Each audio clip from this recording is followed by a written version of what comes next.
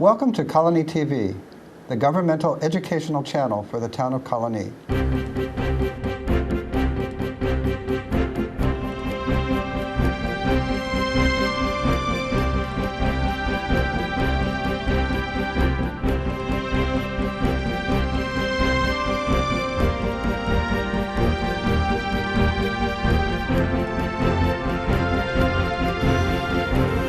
Hi, I'm Colonie Supervisor Paula Mahan, and welcome to Colonie Connect. I'd like to introduce you to my co-host today, Peter Barry.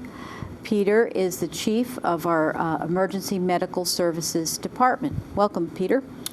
Thank you, and thank you for having me back on Colonie Connect. This is a great opportunity to get some information out to the public on how we do things. Yes, we're going to talk about a lot of different things going on in EMS and how our listeners may be affected by some of the changes. Great. It's great to have this opportunity. I know Colonie Connect is a great place for our residents to come and get information about what's going on here in the town. And I just think it's a great service that we provide. Yes, and I think our audience will notice we have several items on the table. They're part of an emergency kit, which we'll talk about in just a few minutes. Absolutely. And before we do, we have before we talk about these items and the emergency kit, preparing for different types of emergencies, we have a new EMS station in the town of Colonie. Maybe you could tell us a little bit about that. Absolutely.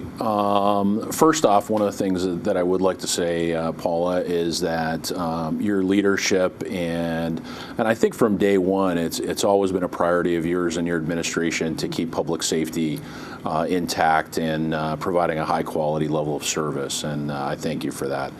I think one of the things that is also really important to note about the administration is the governor has really been pushing intermunicipal cooperation.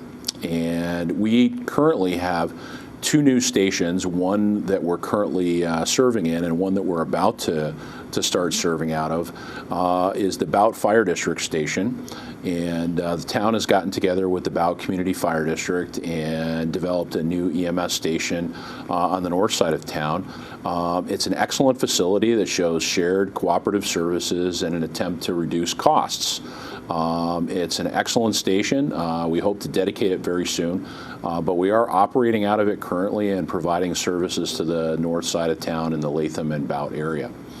Also in Colonie Village, the town works very closely with Colonie Village, and we've had a unit posted at Colonie Village, but we've never really had any permanent housing there. And the Village of Colonie has worked very closely with their volunteer fire department and developed a new station, and EMS will be included in that station, and we hope to be housed there and operating out of there very soon.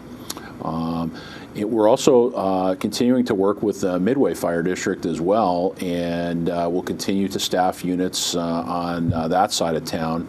And again, I think this is an excellent point that the town works very closely with other municipalities and other fire districts, which are like municipalities, to provide consolidated services and save the taxpayers' money. Yeah, and I think these are all great things that are happening in the northern end of town. As you mentioned, the Bout new firehouse, which our EMS station is at that location.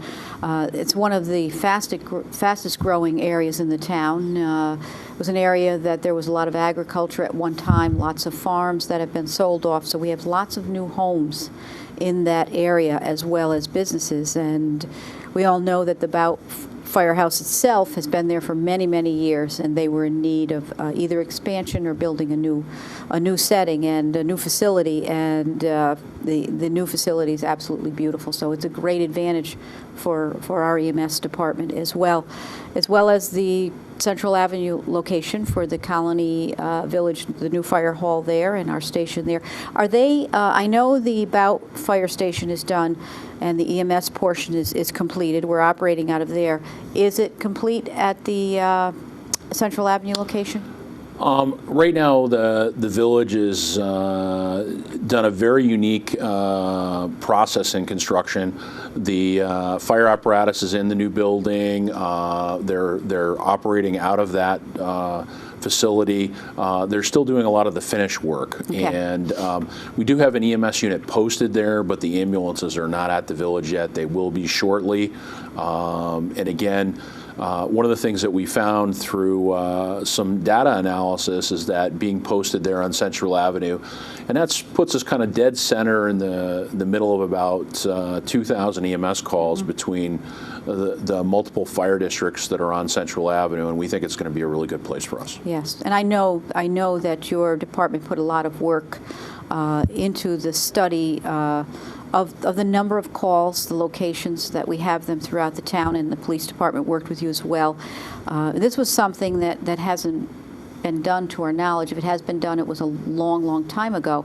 So you really received some real valuable data from that, which helped you to determine where the most calls are, the fastest way to get to the patients, and so we could do the very best job that we could. We're so large, the town is so large, we cover 57 square miles, and that need was also, along with the Colonie Village site on Central Avenue, to keep a presence in the Midway area as well, which you're accomplishing. And so we really are doing well.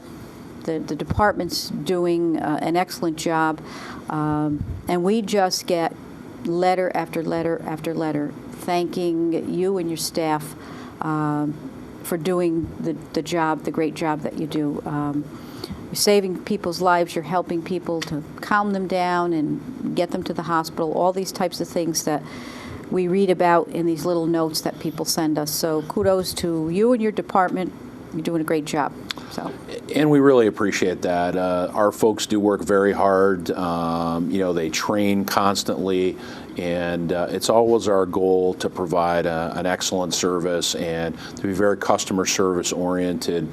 We do a lot of work with the seniors in town on fall prevention and referrals with our senior department, and we're very customer service oriented and very focused on the well-being of our residents. Well, it's always nice to get a thank you and positive feedback, and so we'll just keep up the great work and doing the job of being there for the people. Absolutely.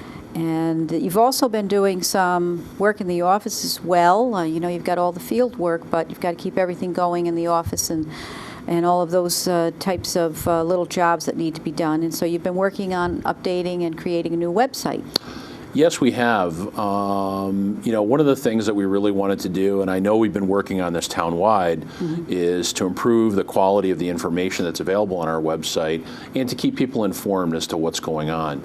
A lot of the things that we're going to talk about here today on Colonie Connect is available on our website, not only on the town's website, but also on the EMS department and emergency management and planning. And that was a big undertaking. We put in a lot of work. One of my paramedics, Robbie McHugh, helped us out an awful lot in doing a lot of work on that. But we've got it completed, and it's also a lot of work keeping it up to date, and we're working hard to make sure that stays up to date, because we want the public to be able to go someplace where they can get answers to their questions, they can get information that they need immediately, and if it's not available on our website, there's contact information and the ability to get in touch with us. Yes, and it's just one of those things that people look at an individual's title and what their job entails, and in reality, we've been working on cross-training, utilizing people's skills when they have some expertise in a certain area, collaborating between each other, between departments, and so you do have to wear a lot of different hats, and so that's something that our audience may not be aware of, but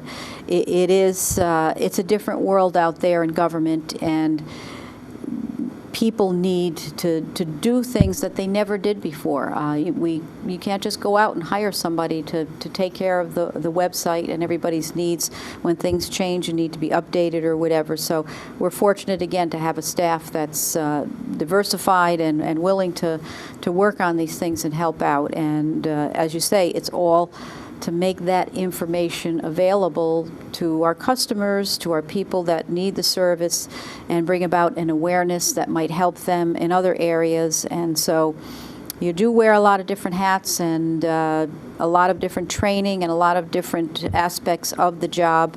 It's not just going down, one path and focusing on one thing.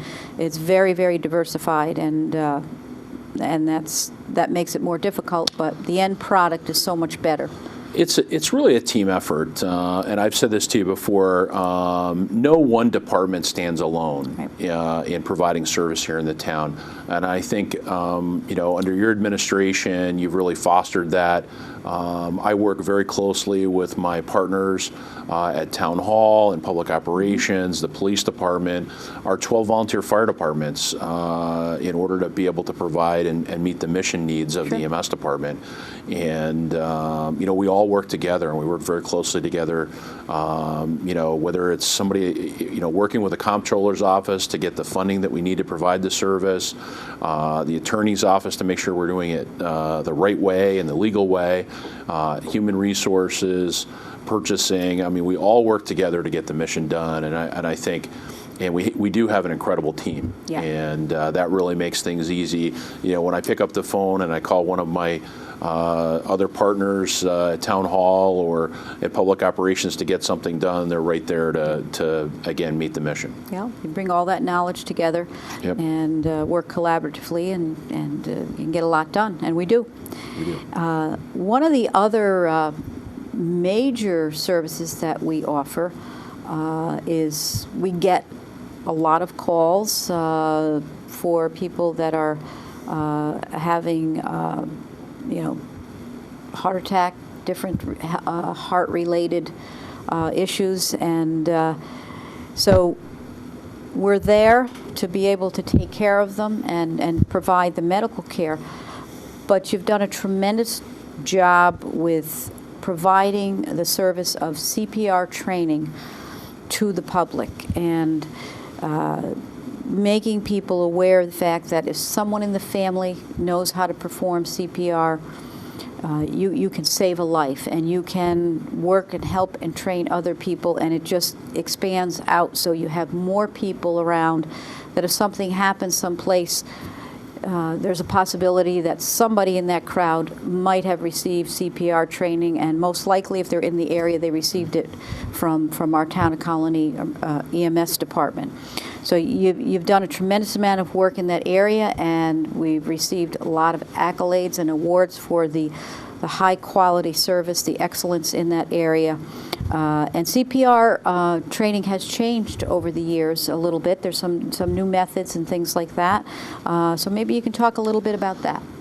Yes, indeed. One of the things that we've done is we partnered with the American Heart Association to really work together to provide high-quality cardiac level care for our patients experiencing a heart-related problem. We've also worked very hard on CPR education in the community. When we first started looking into the changes in CPR, back in 2005, and started looking at some of our data, we noticed that about 4 to 5% of the out-of-hospital cardiac arrests that occur here in the town of Colonie had some form of bystander CPR. Now, there were a lot of reasons for people to hesitate to do CPR. CPR required you to do mouth-to-mouth, or what was called rescue breathing. There was a lot of hesitation on the public's part to do mouth-to-mouth on a stranger, and even a loved one or a family member. CPR has since changed through the multiple studies and investment in scientific data collection by the American Heart Association. They have determined that hands-only or compression CPR is more than adequate to sustain life while you're awaiting professional rescuers. So one of the things that we've done since then is set a goal for ourselves that we would like all out-of-hospital cardiac arrests that occur here in the town of Colonie to have some form of bystander CPR prior to our arrival. Now, as I said before, we had about 4 to 5% of out-of-hospital cardiac arrests in 2005 received CPR.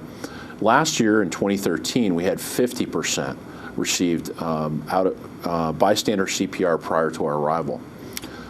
That's an incredible jump, and a lot of that credit goes to my training staff, Jack Bevilacqua and Lois DeLuca, who've been working very hard at offering free training to the public. In 2013, we trained 1,000 people in hands-only CPR, and our goal is to continue that and continue to partner with the American Heart Association. On May 10th, the Heart Walk, which is a major fundraiser for the Heart Association, is held here in Colonie in the crossings. And this year it's going to be in the spring. Normally it's in the fall. And we're going to be offering free CPR training at the crossings during the American Heart Association Heart Walk. And we encourage everybody to come out and support the American Heart Association and learn CPR. CPR training is incredibly easy. You can go online to the American Heart Association and watch a video. It takes only a couple of minutes. You can also get there from our website, and you can learn CPR. You can practice it with your family at home. You can contact us either through our website or at our office at 782-2645 and select the option for training and learn about training courses that are scheduled. You can also go on the American Heart Association's website at aha.org and look for available training through their website as well. Learning CPR today is incredibly easy. Classes can range in time depending on whether you need certification, from as little as 30 minutes to as much as 3 hours, depending on the type of certification you're looking for. I brought today with me an infant mannequin. Again, if you have a small child at home, or you babysit, or work in a location with kids and you're interested in CPR training, it's incredibly easy to learn. I also have what's called an automated external defibrillator, or AED, here on the table for you to look at. And you may see these around in different facilities, your schools, your government buildings, shopping malls, and workout facilities have AEDs available for the treatment of patients in cardiac arrest. But just to give you a little bit of a demonstration, it's incredibly easy to learn CPR. Again, with some of the changes in CPR, you don't have to do mouth-to-mouth on an adult patient or a child, and it's hands-only, hard and fast compressions. And I'm just going to give you a quick demonstration of how easy it is to provide compressions on this baby. It's just 2 fingers on the nipple line, and it's at least 100 compressions per minute, hard and fast. This is an automated external defibrillator.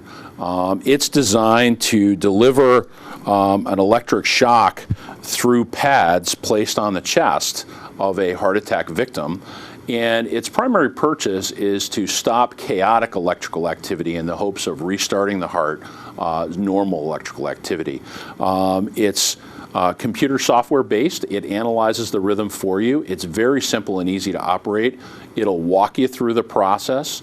You can just follow the voice prompts, and it's very easy to use. I would encourage everybody to learn how to use an AED, and never be afraid to use one, because it very, very simple instructions, and it'll walk you through the process. Everybody to get CPR training. We also have worked very closely with the American Heart Association, who has attempted a legislative attempt through our legislature to mandate CPR training in our schools, so that every student that passed or graduated high school would know CPR. We've done a lot of work in North Colonie and South Colonie school districts to train people in CPR, but we just haven't quite got that legislation passed yet, and we continue to work hand in hand with the American Heart Association to help make that happen. Yep. And that would be a great thing if that legislation would pass. That would be wonderful. And we've had CPR training for our staff, our employees in the town of Colonie, and you've done some other trainings at the crossings in the past, and you did one recently at Colonie Center. correct? Yes, Albany County sponsors a month every year in February. It's Heart Month, and we try to do as many free CPR programs as we can. And we did a unique one at Colonie Center just recently. And like I said, we generally, when we do them at Colonie Center, we usually get a large number, 300 to 500 people at times. And last year we were able to train almost 1,000 people, and our goal is to exceed that this year. It's a lot of people. It is. It's a lot of people and a lot of training, but for a good reason. So just keep on that track because it's working. It's definitely working. A lot of people, someone in their family has used our ambulance service over the years. Sometimes it's a little scary, but they know we're there to help. It's not just a fast ride to the hospital. There's a lot of other things that go on when someone's in an ambulance. Maybe you could describe a typical experience so people know what to expect. Sure, I'd be happy to. One of the things to remember when you need an ambulance and you call 911 is to stay calm and stay on the phone. We have an excellent staff in our 911 communications center. They do a great job at providing what we call a medical interrogation. This helps us really prioritize your needs and make sure that we send you the right resources. If you're having a heart attack and you're having extreme difficulty breathing, that would require more resources. You may get a police car with a police officer trained in CPR and an AED. You may get your local fire department and also get the EMS department with our paramedics. Is to stay calm. We're on the way, and when we get there, an ambulance isn't just a fast ride to the hospital. We provide a lot of different medical technologies and medical training and medications that are brought to the scene. It's like really an emergency room on wheels. And we have physicians that not only ride along with us from Albany Medical Center, but they're a close contact via phone in the event that we need to consult with them for your treatment. We can provide, again, many advances in medical treatment, not only in pain management, our ability to manage your pain and make the ride to the hospital easier.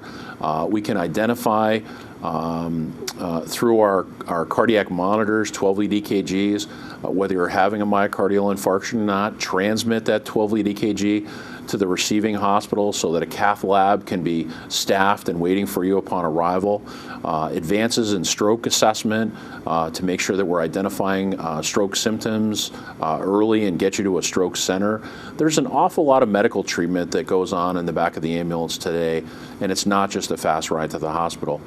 And in speaking of fast rides to the hospital, you'll notice in a lot of cases we don't use the red lights and sirens going to the hospital.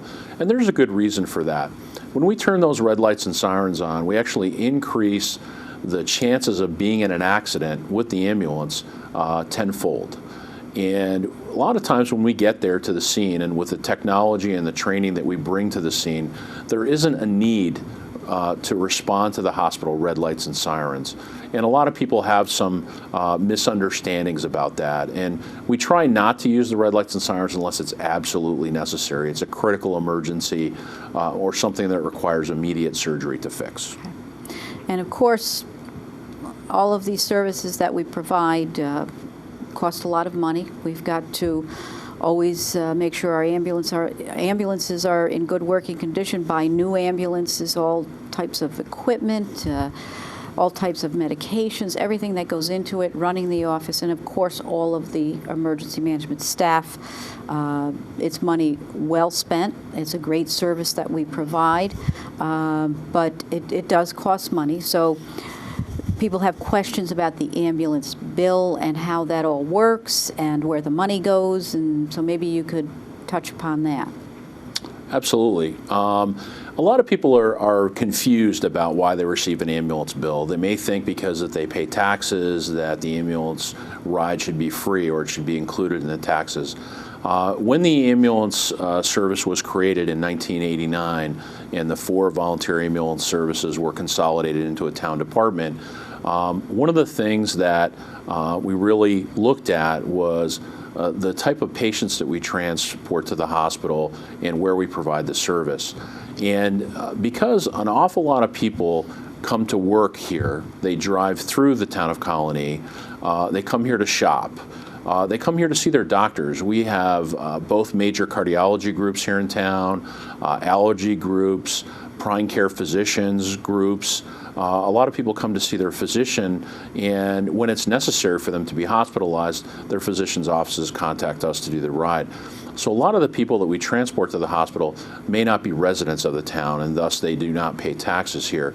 So it was thought back then that we would transition the costs to the users of the system, and that they would bear the burden of the costs. And the reason for that is to really reduce the burden on the taxpayers. We want to provide a very efficient, highly effective emergency medical services to our community to not only protect our residents, but our visitors as well.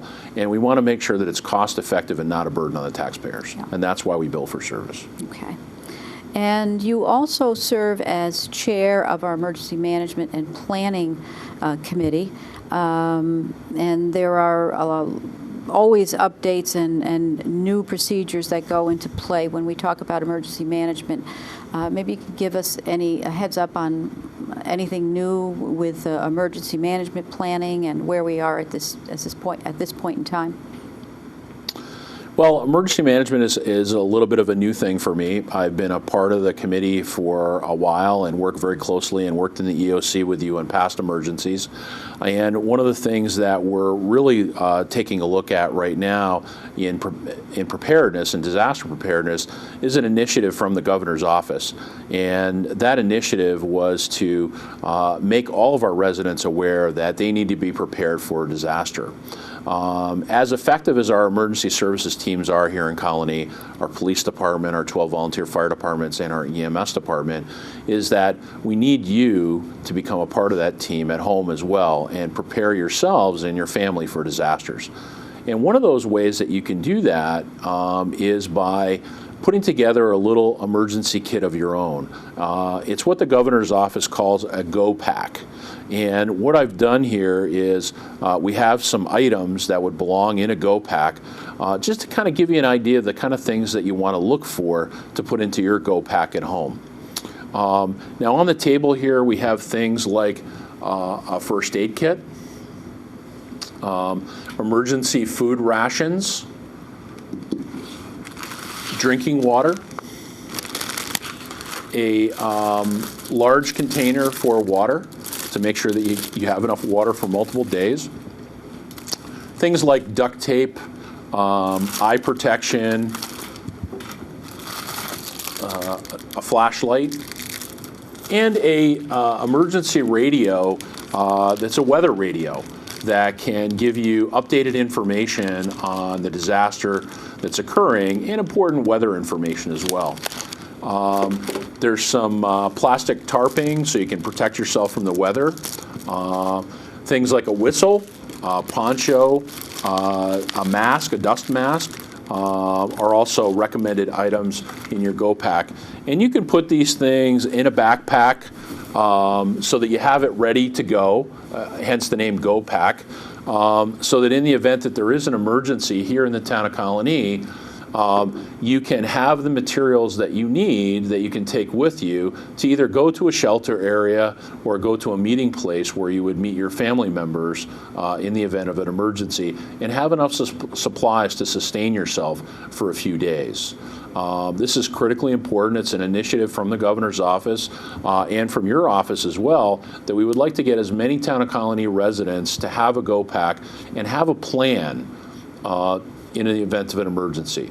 And you can get more information about this on our emergency management and planning page, or you can go to ready.gov where you can download information that can provide you with a list of recommended items for your Go Pack at home. Some other things to think about having in your Go Pack are medications, several days worth of medications, and important papers. Insurance papers, identification documents, medical records if necessary. And let's not forget your pets. If you have a pet at home, it's very important that you also have an emergency plan for them as well. Make sure you have a crate, a leash, water for your pet, and food.